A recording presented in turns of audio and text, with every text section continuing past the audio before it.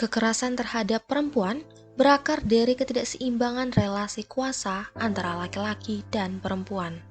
Korban kekerasan biasanya menghadapi berbagai tantangan dalam pemenuhan hak mereka atas keamanan, pendidikan, kesehatan, dan pekerjaan.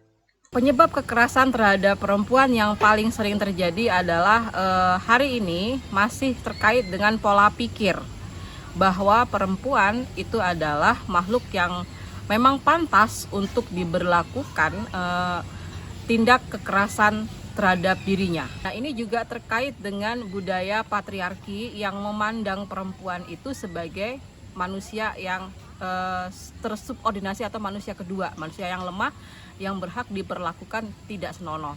Nah, di samping itu penyebabnya juga adalah terkait dengan stigma, gitu ya, stigma bahwa perempuan itu berhak diberlakukan tindak kekerasan karena pakaiannya, karena gerak tubuhnya, dan lain-lain sebagainya.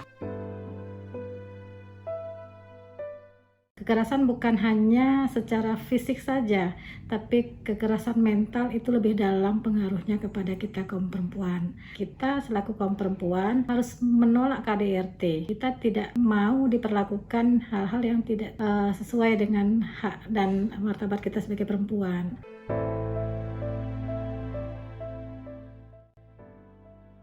Kalau kita bicara tentang masyarakat adat, tentu tidak bisa terlepas dari wilayah hutan adat mereka, termasuk perempuan ya, karena hutan itu bagi perempuan adalah sebagai identitas mereka, sebagai sumber penghidupan dan juga sebagai spiritualitas perempuan. Jadi ketika wilayah kelola hutan mereka hilang, itu tentu berdampak pada perempuan.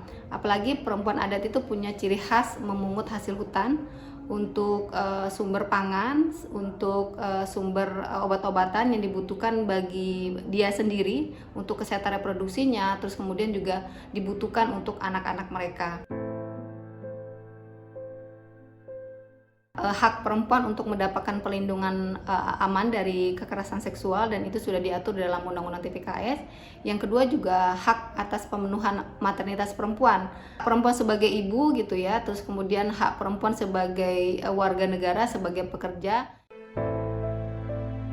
Pihak yang paling dibutuhkan bagi remaja untuk mengatasi kekerasan terhadap mereka adalah orang tua tentunya, keluarga, teman-teman sekitar, dan tentu saja dosen dan guru mereka. Kenapa? Karena ini adalah lingkungan yang paling kecil, yang paling dekat dengan mereka, sehingga peran-peran dari orang-orang tersebut sangat dibutuhkan, begitu. Banyak ya sebenarnya peran yang bisa kita lakukan sebagai generasi muda, apalagi Gen Z, untuk mencegah kekerasan terhadap perempuan yang ada di lingkungan sekitar kita. Hal ini bisa kita lakukan secara mikro maupun makro. Namun yang mau saya garis besarkan di sini adalah sebenarnya mulai dari hal-hal kecil terlebih dahulu, yaitu apa? Kesadaran. Kesadaran yang berasal dari hati kita, hati kecil kita, bahwa kekerasan terhadap perempuan ini harus kita lawan secara bersama-sama. Dari kesadaran itu nanti, barulah kita akan bisa bergerak dengan gerakan yang lebih masif, lebih kuat, lebih kokoh untuk mencegah kekerasan terhadap perempuan.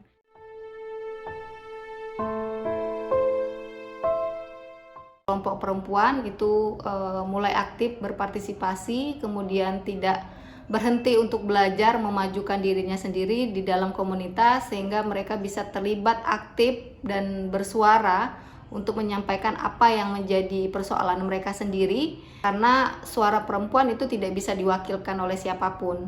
Mari kita bersama-sama ciptakan kehidupan yang aman dan nyaman bagi seluruh kaum perempuan dan anak di seluruh negara Indonesia, termasuk di daerah kita.